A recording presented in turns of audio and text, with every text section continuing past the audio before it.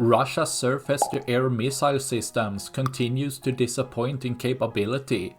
Here showing an active Thor surface-to-air missile system out on a field being targeted by a Ukrainian FPV drone. As the Thor SAM is meant to shoot down drones, the open field should give the SAM system a good possibility to detect and engage with the drone.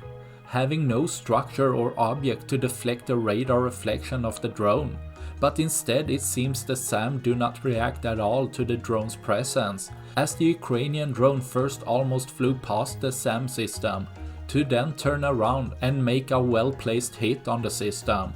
While the result of the hit was limited, the Thor system lacks any real armor, making the warhead destroy components inside, damaging the system, rendering it more useless than before.